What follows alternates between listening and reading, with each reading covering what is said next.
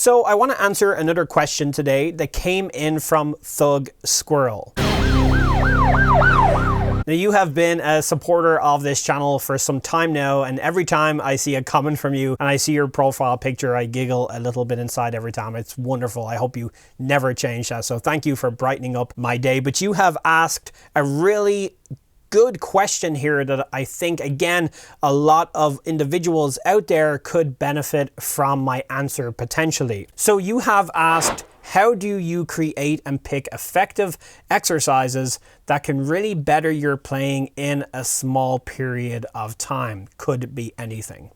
And I think that my answer here is going to be quite broad, because a smaller period of time to me personally could mean something different to you. Now, a smaller period of time to me is, for practice time, is anywhere between 10 to 20 minutes. So let's just go with that as an example. And the best thing I can do here, I think, to answer this part of your question is to relate to you in the best way that I can and give you an example of what I mean. So 2 days from now, when this video goes out, 2 days from now, I'm going to have organized myself and have scheduled myself for a practice session, my own personal practice session. I've given myself an hour and 30 minutes roughly to get that session done, but I have already done the prep work for that specific lesson. So I already know roughly what I'm going to do before I go in to do it.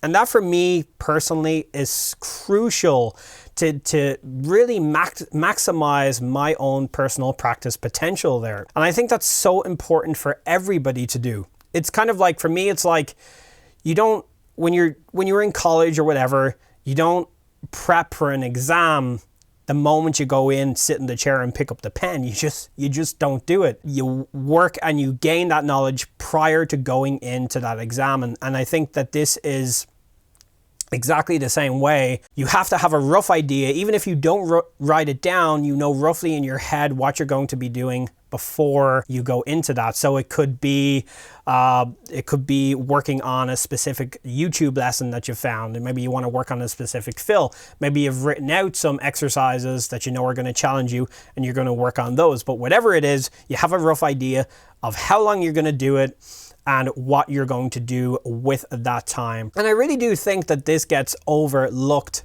a lot with people's practice time. I really do. I've seen it with a lot of my students, and it's something that I've tried to encourage again and again and again. It's so important. So the key for me is prep work, and the prep work isn't part of my practice time. I can imagine what it would be like if I went to practice and I didn't know what I was really going to do, and I sat down and tried to do it all within that 20 or 30 minutes or 10 minutes that I had. That would stress me out big time. So prep work is key.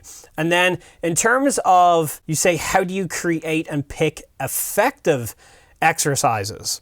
Well, for me, an effective exercise is anything that I know is really challenging me and making me a better drummer. I feel like I'm improving as I'm doing it or after I've done that exercise. And as long as I feel that, energy and I feel like I'm improving, that to me is a very effective exercise. Now, I for sure have sessions where I go back over things that I'm very comfortable with. I mean, when you talk about paradiddles, doubles, triples, single paradiddles, flam taps, flamacus, all these things that I've been doing for a long period of time that I'm fairly comfortable with, I will go back over those, say once every 2 to 3 months. I'll have like a routine where I make sure I don't forget those things. It's really important to go back over those things, of course. But if I want a really effective practice session, I make sure it's something that I haven't played before, or maybe it's something I did the day prior, but I've gotten a little bit better at it and I want to improve on that. So I hope that this answers your question. This is the best way I feel like I could answer that, and I hope that these tips help a lot more drummers out there. And thank you for all of your support and all of your encouragement to everybody here on the channel. I will be back with more lesson content over the next couple of days. So take care, be safe.